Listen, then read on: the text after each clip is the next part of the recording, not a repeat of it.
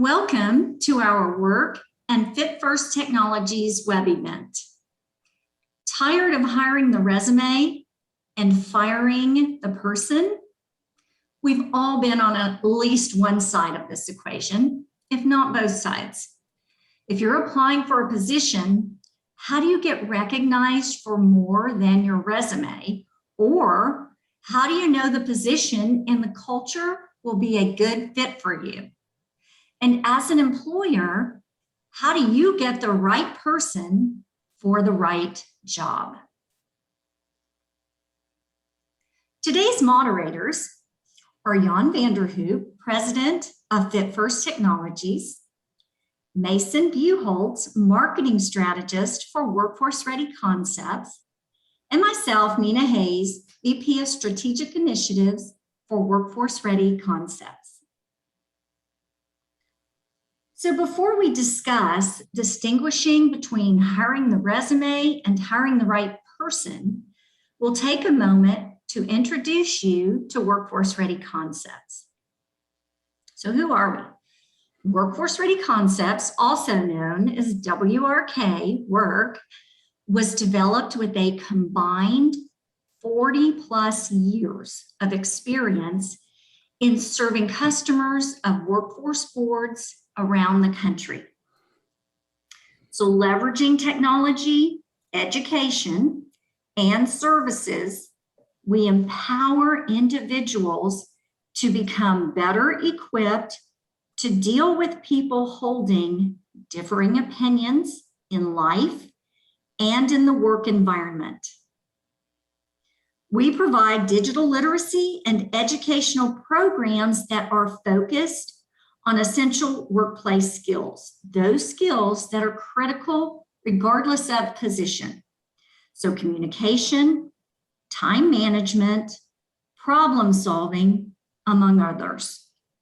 Vocational certificates and credentials, so whether it's healthcare, like a medical coding and billing, or a front office certificate, or Microsoft Office, CompTIA, or a host of other certifications, these lead to employment, self-sufficiency, and retention.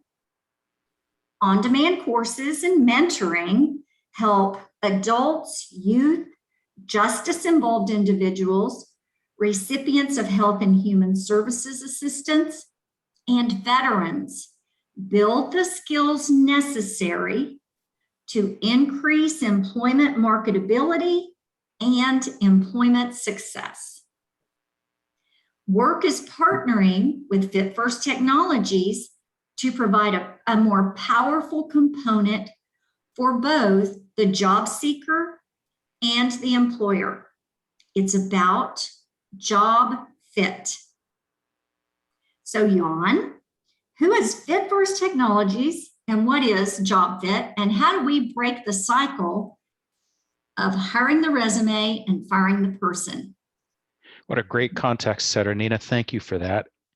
And we're going to stay out of theory. We'll get into a tiny bit of theory, but really what I want to do is make sure, because people remember stories, and I'd like to make sure that we're anchoring what we're presenting today and what we're talking about in the reality of what one of our clients was able to achieve over the course of, well, they really started seeing results as early as 6 months, but we now have 3 years worth of data to look back on. So the teaser that I'm putting in front of the audience right now is a little bit about some of these outcomes that they saw. You know, they had gone from scarcity, not being able to find enough candidates to fill their open positions, to now suddenly finding themselves turning people away. Satisfaction rates have been through the roof, partly because of that. Engagement has also been through the roof. And you can see this almost as a chain reaction of results, right? So after we noticed engagement shifting dramatically, one of the outcomes of that is some tremendously positive results in attrition, people actually staying in the job longer and performing. And the surprise dividend for them was they were now all of a sudden able to tap into communities of job seekers who typically had faced barriers previously, and discovered that when they learned to measure what matters most in their business, that all of a sudden these great things started to happen, not just on the people side of the business, but as you can imagine, also directly impacting the business's P&L. So we'll come back to that. I'll weave this story a little bit over the next few minutes, if I may, but let me just talk for a moment about FitFirst Technologies. We've been around for over 15 years now. For most of that time, our focus has been squarely on employers and giving them the tools to find the right people for their business. And I'll share with you in just a moment how the way we've gone about doing that with our clients has been different than the way most of our competitors do it. I'd say what has shifted most in our business is that the technological innovations that we were able to land for employers about 5 or 6 years ago in the form of a platform called Talent Sorter have actually enabled us to expand our reach considerably. So we're now not only speaking with employers, but we're providing very powerful tools in the hands of job seekers to help them navigate towards opportunities that are likelier to lead to happier endings for them. And we've also got a suite of tools and dashboards for anybody who's an intermediary in that process, usually guiding people to opportunities that they're going to be better suited to. And that includes everything from workforce development to community colleges to industry associations. We're working already now with a half dozen industry associations to provide an industry-wide solution to helping organizations find people for their open positions. And so the piece that unifies all of this is that we learned early on how to measure what matters most and package that up in a way that is useful to employers. And at the heart of it all is this very person-centric approach. So we're taking a very close look at the person more so than the resume, and doing the matching process on the basis of looking first for the people who are going to be naturally best suited to the reality that's waiting for them in the organization. And that really is what lies at the heart of so much of the success that our clients are seeing. So what got us going from the outset was we wanted to understand what was happening in the marketplace. So my business partner and I each had our own consulting business. We were working in different parts of the country with clients across North America.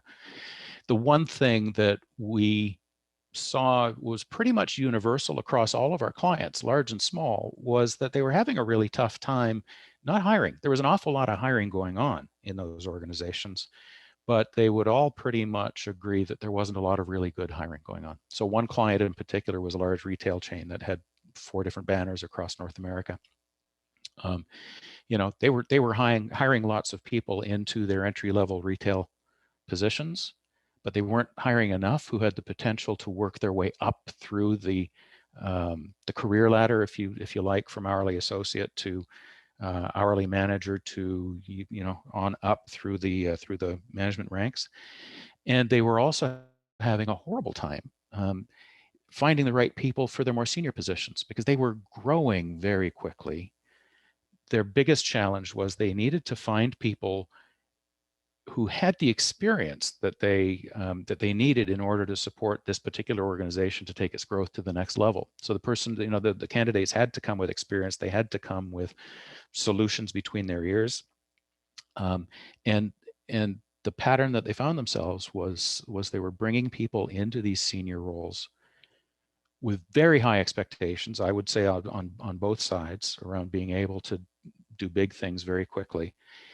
And almost always these very high profile, very expensive hires were failing because the person couldn't find a fit in the culture, couldn't find a fit with the CEO or whoever it was they were reporting to. And so it was the classic. I mean, going back to the title of this, Nina, it was, finding people with impeccable resumes who interview really well and can present really good ideas, failing because of some aspect of fit. And I think, as you look at these statistics, these This was a set of stats that we put together on the slide probably almost a decade ago. And honestly, not much of this has changed over the course of the last decade, in the sense that, if you look at the very top line, you've got 70% of applicants and nearly a third of hiring managers who don't have a lot of confidence in the hiring process, who don't have a lot of confidence that, from the candidate's perspective, I'm coming into an opportunity that's right for me. I trust this process to have put me in this job for some very good reasons. Nobody says that as a job seeker. Hiring managers themselves also very often have the same distrust, same skepticism. So when you start a relationship, like an employment relationship, where with what is supposed to be the single most important relationship in anybody's workday is the relationship with the manager. And when you set it up with both of them sort of leaning back a little bit at first, saying, I'm not sure that this is completely right, what that creates is some holding back. So we're beginning this important relationship at work with the job seeker not giving it their all because they're taking a wait and see approach. The manager's doing exactly the same thing and not investing in the individual's success in the way they might otherwise. And as we look at the rest of the stats on this page, it's often a cascade that starts from the very beginning, with both parties leaning back in the relationship instead of leaning forward. So you've got 50% rates of buyer's remorse, managers and new hires saying, no, I don't think that this was so great for me. You've got consistently high levels of turnover. 46% of people who are hired turnover in the first year. Almost all the rest, 50% of them, are actively seeking other employment or planning to. High priority hires. That's the stat for these executives that I described at that retailer. That was exactly their number. 2/3 of them were not working out in spite of their pedigree. And so the stat at the bottom of this slide is one that I really like to drive home when I'm in a room full of CFOs or heads of operations or business owners. This is data that's published routinely. So this is not just a one-off, but this is repeat reporting done by a company called Leadership IQ. And what they do is they survey people 3 months after they were hired, and they survey the managers who hired them. And the metric really simply is, let's see who's got their thumb up at the 90-day mark saying, yes, this was a really great decision. And what you see here is 1 time in 5, 20% of the time, both the manager and the person who was hired have their thumbs up at 90 days saying, yes, this is good. This is working out. And so my question to operators at this point is, where else in your business would you tolerate an 80% failure rate? And that sort of gets them thinking a little bit, and often I'll follow on with. And so, trusting that there isn't a line anywhere in your P&L for turnover or waste or inefficiency. There's no number in your P&L you can go to find out what the current state's costing you, but, start thinking about it. What do you think it's costing you? And that usually gets them walking out of the room with this dissatisfied feeling in the pit of their stomach.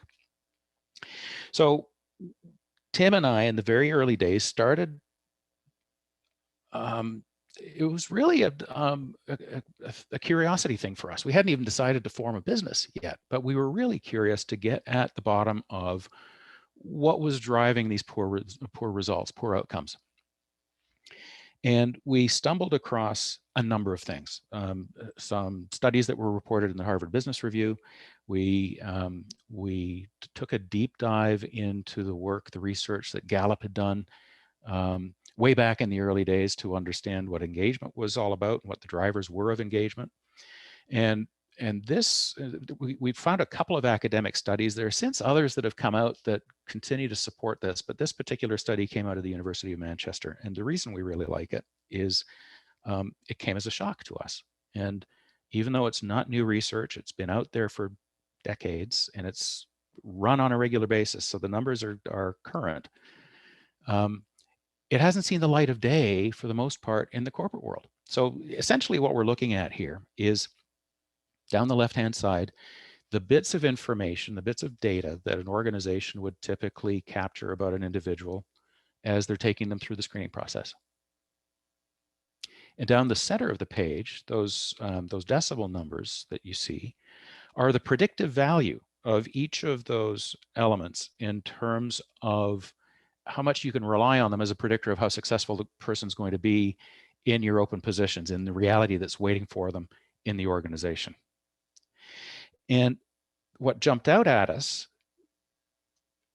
in the very first instant is, we've got this system that's been around for decades that is very finely tuned to screen databases full of resumes for some magical combination of keywords and phrases related to education, skills, interests, job titles the person's had previously. And we're relying on the resume as the very first admission ticket that's going to inform us who we're going to look at closely and who we're going to ignore in the applicant stack, blissfully unaware that the predictive value of what's in the resume is virtually nil. So we've made up these dumb rules. We had to. I did it when I was in corporate HR. You make up these dumb rules around which resumes you're going to look at and which ones you're not. And so, you're looking for whatever it is, bachelor degree as a minimum standard, even in jobs that don't rationally need somebody with a bachelor's degree. We make up rules around employment pedigree, what other companies they've worked at before, what their work progression has been. We make up rules around gaps in employment and tossing resumes off the pile because somebody's had a 6-month gap in employment for whatever reason. We're still throwing resumes out of the pile because somebody's got a typo or two in their cover letter in their resume. It's absolutely absurd. And so we've built this establishment around reading the items that are in the resume and making ill-informed choices about who to look at and who not to, when the factors that are most predictive of somebody's likelihood of success are the critical thinking and reasoning. So how the person thinks, not what their raw intelligence is, but how they take in and use and share information. And do they do it in a manner that's compatible with the people that they're going to be around all day long when we hire them? And their behavioral thumbprint, who they are as a person, how they show up in the world, how they get along with their manager, how they approach their work, those sorts of things. And so our question at the very outset was, what if, and this is 15, 16 years ago, bear in mind, so the first version that we landed from a technological standpoint was very rudimentary. But our focus with employers from the very beginning has been, instead of building yet another system that is supposedly going to pull the right resumes out of the stack and move them to the top, we were much more interested in seeing if we could instead drive employers to the people in the applicant pool who are just naturally going to be much better suited to the reality that's waiting for them in the organization. And so from the outset, we started speaking with employers about what we call the 4 critical aspects of fit.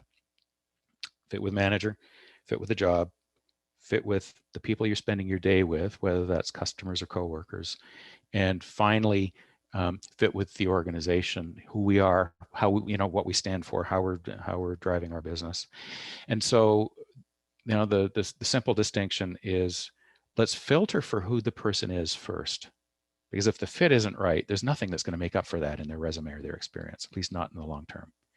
And then once we've identified the people who are behaviorally the best match for the open position, then we're interested in giving employers tools that will filter that heap for the necessary skills and education and knowledge. So what was interesting is this 4 critical aspects of fit that I mentioned a moment ago. As we went back through our research and the work that Gallup had done in the area of engagement, Gallup came up with an instrument back in the early 2000s called the Q12, which are 12 questions that they created and developed out of a list of hundreds. But these are the questions that are statistically the best predictors of somebody's likelihood of engagement on a work team. And what was very cool was in their research to identify these questions and to identify, what they called engaged work groups. They were laser focused on 4 metrics that are pretty much universally used by employers, regardless the size of the company, regardless the industry they're in, regardless the country they're in. And so they identified, the baseline metrics. They were looking for groups of individuals who consistently outperformed their peers in these 4 areas: productivity, employee turnover, customer satisfaction, and financial performance. And through all of their research and methodology, it's all beautifully documented in a book called First Break All the Rules. Gallup made the assertion that, based on all of their research, that engagement is the leading indicator of business performance, because they had all of this documentation that showed that teams that had higher scores in engagement outperformed their peers across these 4 metrics. And much as we like that, we really, we take the position and we introduce it to employers in a similar fashion. But the truth is, engagement doesn't just happen, right? Engagement happens when you set the stage for it very carefully. And so for us, what we would say to Gallup is, yes, engagement is an important predictor of business performance, but you got to start by having the right person in the right job. You need somebody on that team who's engageable in the reality, in the context of the day-to-day of that job, and is working for a manager who can find a way to engage them. If you start with that, then engagement looks after itself, and so do financial performance metrics. So for us, it's been a really interesting development pathway. I mean, our roots haven't changed in terms of our philosophical underpinnings. But as the technologies evolved, we've been able to put new tools in the hands of employers as well as just about everybody else in the employment ecosystem.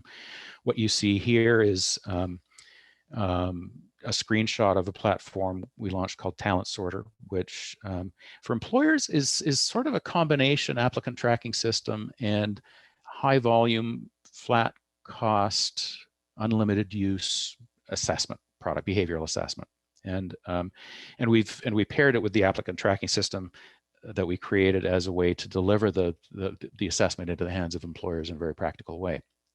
For employers who are already wedded to their own applicant tracking system, we're happy to integrate into that workflow and let it run. But the twist here is what you see on the screen with those green and yellow and red boxes down the middle of the left-hand pane is, employers will still get all of the applicant's information. They still get the cover letter, they still get the resume, they still get everything that they're accustomed to, but everybody shows up in their inbox with a fit score beside their name. So it's a really simple matter for the recruiter or the hiring manager to click the button. It will sort all of the applicants by fit score, as you see here.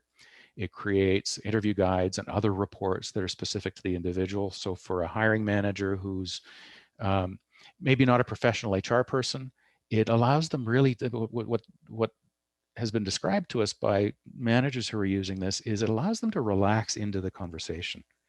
They know that in most cases, the candidates arrived to the interview and to the conversation better prepared than they were.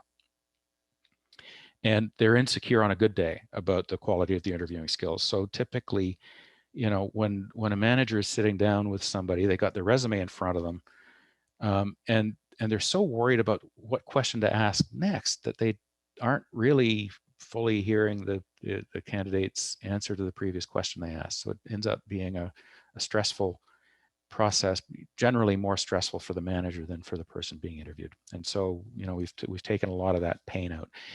But what was really interesting for us is when we launched Talent Sorter, we knew all the features and benefits that we'd baked into it, but I don't know how many of your listeners have had this experience of launching a new product, and you know what's in it. But until you've had people using it for a while, it's really hard to articulate the value prop of that product with any degree of confidence. And so those first few months were awkward until we had employers telling us what they were experiencing themselves. And what was interesting is the feedback came in layers. You know, the most immediate feedback we'd get usually over the course of the first few weeks is, oh my goodness, this is saving me a ton of time. And we'd hear that from recruiters, we'd hear it from business owners, we'd hear it from hiring managers.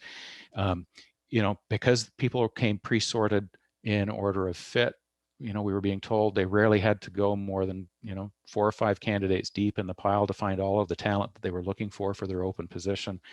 The gist of it really was, you know, they were spending less time in the recruitment process, they were spending less time in interviews, but with better people. And so that was good to hear, and that was, you know, that was something that we were able to repeat to other prospective clients over the first few months. What was really interesting was at about the 6-month mark, we'd start to hear different comments, because now the people that had been hired by our clients had been in the business for a while. So whatever the metric was, whatever it was that organization measures, we would start to hear things like, we're hiring, you know, the people that we've hired are onboarding faster. Their time to productivity is shorter. Sometimes, you know, we hired people who didn't have all the experience that we were looking for, all the skills, but because they were right fit for us, we were able to teach them what they needed to know in a really efficient way, and they picked it up and they're using it quickly. Sometimes they'd tell us at that early stage that attrition had already gone down. You know, so there's always some early indicators that this thing's actually working in a beneficial way with the employer. But most of those clients, after they'd got done telling us what was different in their business, and it was usually something along the lines of, you know, work's getting done better, there's less friction, you know, we're getting better work done with less effort, whatever it was, they'd almost always sort of lean back in their chair and squint a little bit into the distance and say, and you know what we've noticed is a lot of these people that we brought on who are such a great fit for our business are people we'd never have looked at in a million years based on anything in their resume. And that was the piece that got us really curious. I mean, it was great to hear, because that's what we had always hoped for. But it really made us curious to try to figure out how much other hidden talent is out there that isn't getting seen because it's not coming in the expected package, so to speak. And so that was an undercurrent for us that led to the development of Jobtimize and some of our other stuff, and I'll come back to that in just a moment. But back to the case study, back to that client that we flashed up on the first slide. This particular organization is an industry association, and their members are small and mid-size electrical contractors. And really simply, what had happened was, you know, the industry had been plagued with shortages for so long, largely because of a very badly broken apprenticeship process. So this association had received some money from the government to sort of blow up what was done up until then and take a fresh approach to how apprenticeship runs. And there was a bunch of infrastructure that they changed. They set themselves up in a not-for-profit that became the group sponsor. So the group sponsor now is the one that held the relationship with the apprentice, taking a lot of the administrative burden and risk out of it for people in apprentice positions. Naturally, they've got employers who are members, so brokering the connection between apprentices and contractors suddenly became much easier. And we were sort of the bread on both sides of that sandwich. So they had us come in to help screen in people who are likelier not only to be happier and more productive apprentices, but also well suited to one of the electrical careers waiting for them at the end of that 5-year apprenticeship period. And when you think about, you know, people moving into licensed electrician roles, they all have the same skill set, the same set of credentials, but the reality of applying that trade in a new housing development versus in an industrial setting versus on the power grid, very different day-to-day real life experiences. And so we wanted to project people into the destination positions to make sure that everybody that was being accepted in as an apprentice was a strong fit for one of those options that would be waiting for them at the end of the 5 years. And We also wanted to make sure that we layered in some behavioral DNA around tenacity and grit, because we wanted to screen in people who were likelier to see through the 5-year commitment. And then at the back end, we built some very powerful job matching tools that took all of the friction out of it for apprentices and contractors. So as we talk about behavioral pattern and what it looks like, the behavioral job matching engine that we built is designed, it's built on a model called the Big Five, which isn't new science in itself, but what is very new is the way we've served it up. We've also teased out an additional 20 much finer expressions or distinctions of those Big Five traits, so we get a very detailed view of the individual. And with the Electrical Association, we identified the markers that would be important in anybody going into the electrical trades and the electrical careers waiting for them. And as I said, added to that some of the traits related to tenacity and perseverance. And so this is, from a visual standpoint, what that behavioral job pattern looks like in day-to-day application. So down the left-hand side, you see the behavioral traits that are critical to success in these careers. So it's not all 25. It's never all 25. It's usually a subset of eight or 10, maybe a dozen traits that are critical in any single occupation. And for each of these traits, we also have identified where the sweet spot is, the ideal range where top performers have scored. So we built this through studying real live electricians who many of whom were very successful and enjoyed the career, and others who were struggling. And we used those two sets of data points to create this particular pattern.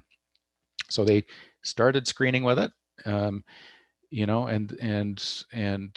within 8 months, we were starting to get some stellar results. And the result, it really hasn't changed much since we started getting the feed back in the early days. So all of a sudden, as I mentioned earlier, they went from having a scarcity of people that they could find who were well suited to the trade to now all of a sudden having more people who are great candidates than they can place. So the pain point now for the association is, the shoe's on the other foot. They're actually now beating the bushes with their members and with electrical contractors even who are not currently members to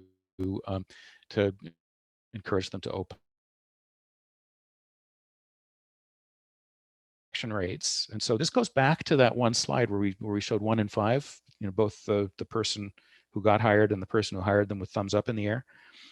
Satisfaction rates in this instance, last time they took the poll, was 91.1%. Absolutely unheard of in any kind of setting.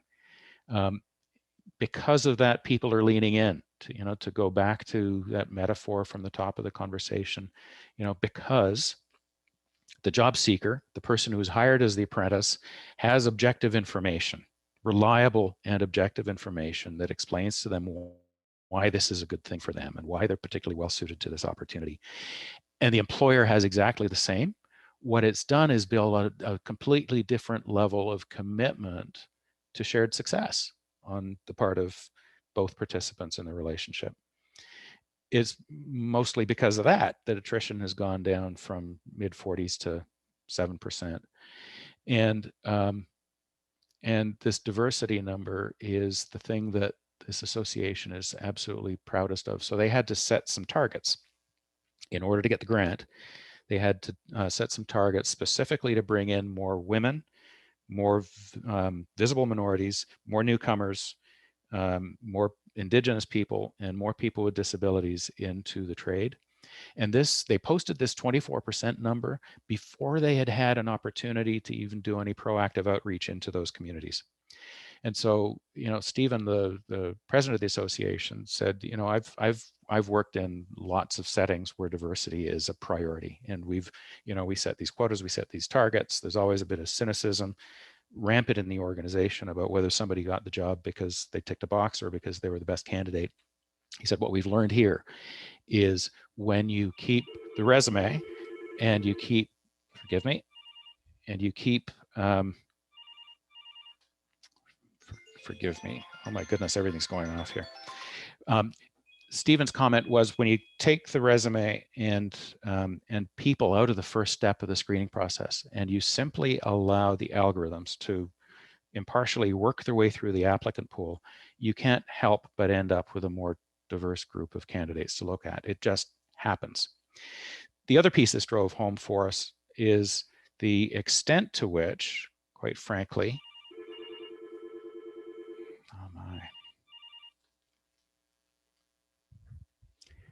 my, the extent to which any kind of resume-based system actually raises the barriers for people who don't have a mainstream resume. So when you think about all of these populations that Stephen was looking to bring into his business, into apprenticeship, none of them has any hope of having this magical combination of keywords and phrases that employers typically look for and that their applicant tracking systems screen for. And so it truly doesn't matter how often those people from different backgrounds apply online for these open positions. They will always be invisible because there's nothing that's going to be picked up in the resume and flagged as high potential. Whereas when we start with fit, now all of a sudden for the individual, we're focused on their potential and what who they are could mean in the long haul in terms of their career and the possibilities that are open to them. And at the same time, for employers, it shines the light on not only the immediate possibilities for the entry-level positions, but also what the other possibilities might be for them in the broader organization. And so, just as a parting thought, another client, a different one than the one we talked about here, used this phrase, just sort of tossed it out in conversation several months ago, and it stuck with me, and I've used it repeatedly and shared it, and I know others are using it now as well. But the comment was, they're learning, their insight has been that aptitude is evenly distributed in the general population. Opportunity is not. And when you look at the information that the resume contains, it really is nothing more than a reflection of the opportunity somebody's had up until now in their life in terms of access to quality education, in terms of access to relevant skills and training and development opportunities, in terms of access to meaningful and dignified employment opportunities, in terms of access to a network, in terms of access to a guide or a mentor or somebody who cares enough about them and is well enough informed to help them find their way into employment. And so when we just are willing to let go of our obsession with the resume just long enough to screen for aptitude and trust that when we do that, we're actually measuring what matters most, all kinds of things start to shift in our clients' businesses. So Nina, Mason, that's I think put a nice bow on it, at least from our clients' experience. I wonder, are there any questions that have come in over the course of this conversation? Thank you, Jan. Yes, we have a list of questions here, starting with, how does this integrate with my current ATS? It can be really easy. I mean, in many cases, we've already got APIs built for some of the leading applicant tracking systems. But our advantage is we're nimble and we're highly efficient. And so when somebody comes to us and says, we're using this ATS, could you build us an integration? The answer is yep, usually in 2 or 3 weeks. Thank you. The next question is, what is the user experience for the applicant? Great question. So couple things. I mean, number one, we wanted to make sure that it was accessible to anybody from anywhere. So, like I would say everybody else in this industry, what we're finding trend-wise now is probably 70% of applications or more come from tablets or iPhones. So, our work from the outset was geared around making it technologically accessible. Over the course of the development of Jobtimize, we had some real gifts presented to us in the form of opportunities to pilot different versions of the platform with groups of people who are not mainstream, back to that theme, right? So people with intellectual and physical disabilities, people on the autism spectrum, veterans who've come back with PTSD and brain trauma and other issues and really struggling to reintegrate into the civilian world. We've done work with formerly incarcerated, with at-risk youth, with at-risk women. I mean, every one of these groups gave us the opportunity to test and refine the platform in terms of accessibility to the individual as well, right? So it's wide open and accessible to just about anybody we've run across. The application process itself typically takes about 20 minutes from beginning to end. It depends a little bit on how the employer has things configured, but if we're the ones who are collecting the resume and the cover letter and serving up the pre-screen questions and then bringing the person through the behavioral assessment, it's usually typically about 20 to 25 minutes, but all completely accessible from whatever electronic screen they're using. Thank you. Another question we have is, can someone fabricate the assessment responses? It's really hard. So there are lots of personality tests, I guess, for want of a better term, out there that are easy to game, right? So especially the 4-quadrant ones like DISC and Myers-Briggs, for anybody who's had any experience or even goes on to Google, you can get pretty good guidance on how to answer the questions in order to fool the system to the outcome that you'd like the employer to see. And we're always really clear with the employers that we speak to, be very careful, because those 4-quadrant personality tests might be helpful to, help us understand how we can work better together around the sandbox, but they are in no way valid for the kind of behavioral job matching that we're talking about here. And those companies themselves would assert the same thing. So our construct is very different. It's a normative assessment, which means every individual's response is being compared to a database of hundreds of thousands of other people. We're in the background, we've got algorithms looking for inconsistencies. We've got algorithms that are also screening for, what our psychometricians would call social desirability. So there are questions peppered in there that if they're being truthful, aren't going to cast them in such a great light. And if the person spends too much time trying to make themselves look really good and bulletproof, that'll flag a caution sign for the employer as well. Thank you. Our final question is, do you find that you have more success in certain industries and or positions? The cheeky answer is, and I use this often with prospects, I mean, as long as you're hiring human beings, we can help. I would say, our best successes come from retail, from hospitality, from manufacturing, some logistics and distribution. It tends to be where we can make the biggest difference quickly is in those industries that typically, historically, have had a high degree of churn, if that makes sense. Thank you. That'll conclude our questions. Cool. Thanks. Well, Jan, thank you. Wow, valuable information. The metrics for performance shifts and talking about behavioral job matching and artificial intelligence and algorithms that sort of back that up. It's all great information, and I know we've really just scratched the surface today, but hopefully the attendees on the call today have have some takeaways.